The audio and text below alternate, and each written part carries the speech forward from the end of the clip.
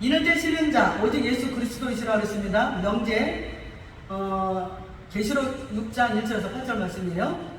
이는 되시는 것은 교회의 상황을 나타내는 것입니다. 적용 목적, 현재 내가 섬기는 교회의 상황은 어떠한지 깨달아야 합니다.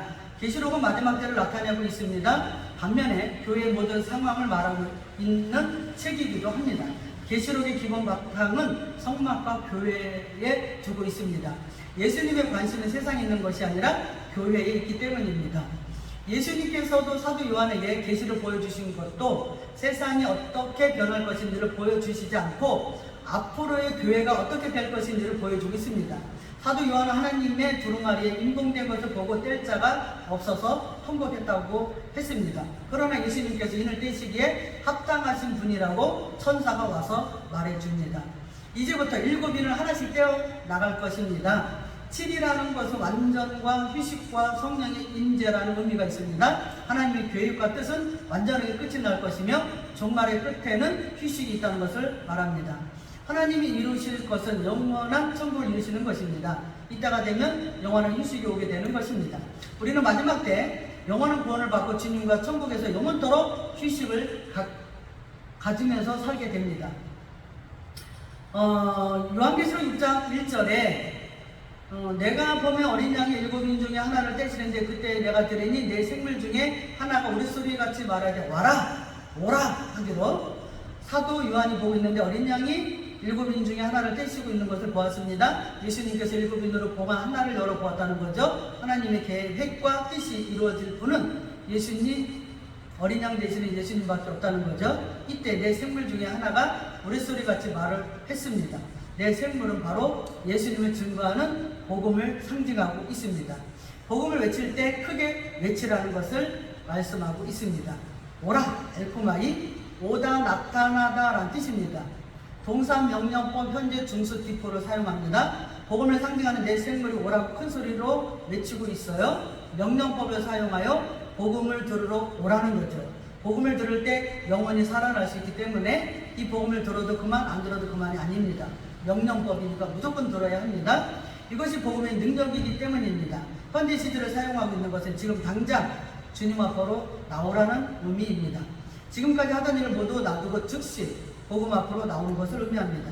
영원히 살아나는 것보다 더 중요한 것이 없습니다. 복음은 지금 당장 들어야 살아납니다.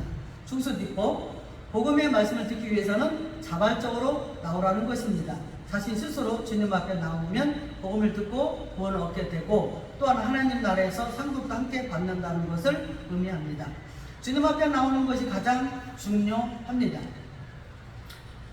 계시록 2장 2절에 이에 내가 보니 흰말이 있는데 그 탄 자가 활을 가졌고 면류관을 받고 나아가서 이기고 또 이기려고 하더라.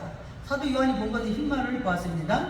흰말은 무엇입니까? 유대인들에게 흰색의 개념은 무엇입니까? 순결, 정결, 흠이 없는 것을 상징합니다.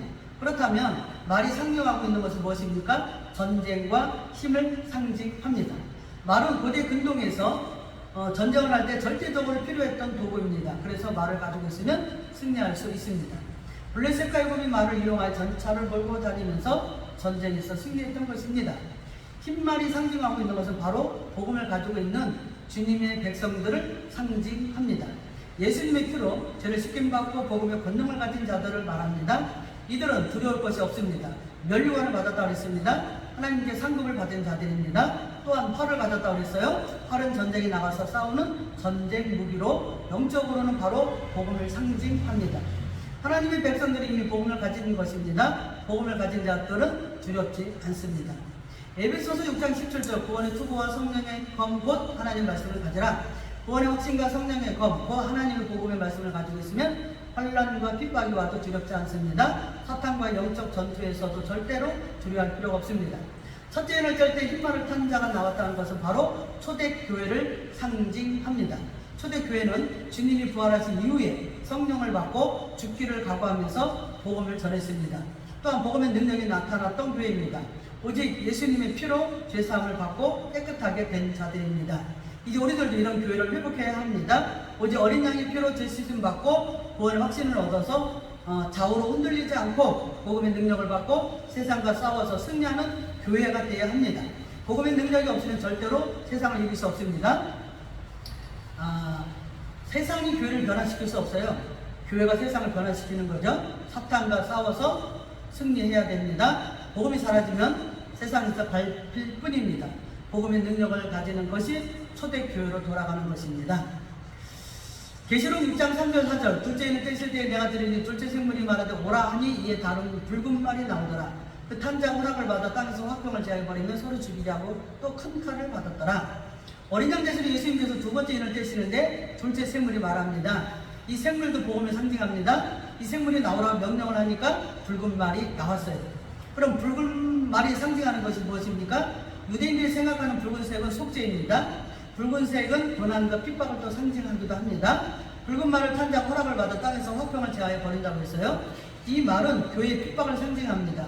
복음을 지키려고 하는 자들을 핍박하는 것입니다. 붉은색이 상징하는 것이 속죄라고 했습니다. 바로 예수 그리스도의 피로 속죄함을 받은 자라는 것입니다. 붉은색이 상징하는 것이 속죄라고 했는데 바로 예수님의 피로 구속함을 받은 자들을 핍박하고 고난을 주고 죽이려고 하는 것이에요. 붉은 말을 타고 있다는 것은 권세를 얻었다는 것인데 역사적으로 초대교회는 순교의 교회였습니다. 12 제자들은 복음을 지키며 전파하다가 죽어갔습니다. 안드레는 스키티아에서 돌에 맞은 후 십자가에서 달려 순교했습니다. 야고보는 헤롯 아그리파 1세에 의해 칼로 순교를 당했습니다. 빌립은 스키티아에서 20년 동안 복음 전하다가 돌 십자가에서 순교를 당했습니다. 바돌로메는 인도에서 복음을 전하다가 십자가에서 순교당했습니다. 도마도 인도에서 복음을 전하다가 작살에 찔려 순교당했습니다. 마태는 유대의 사내들이 공회에 붙잡혀 사형을 당했습니다.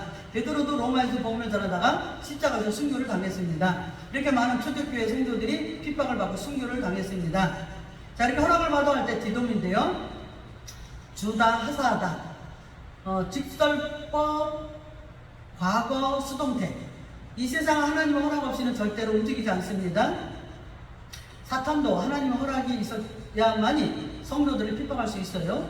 욥을 핍박할 수 있었던 것은 하나님의 허락이 있었기 때문이죠.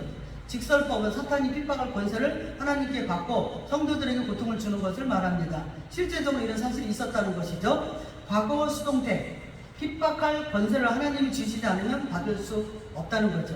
그럼 왜 하나님께서 이런 권세를 주고 성도들을 핍박하게 하는 것일까요? 믿음을 시험하시려는 것이죠. 외부의 고난과 고통을 이기고 주님을 따라갈 만한 믿음을 보시는 것입니다. 중요한 것은 하나님의 선택한 백성들은 환난을 이길 만한 믿음도 주신다는 것입니다. 또한 큰 칼을 받았다면서요? 이 칼은 바로 복음을 말합니다. 환난과 핍박 속에서도 복음을 받고 능력 있는 교회가 된다는 것을 의미합니다. 교회가 성장하고 부흥할 때 핍박을 받을 때입니다. 이때 더 큰 복음의 능력이 나타납니다. 기적도 이적도 나타납니다.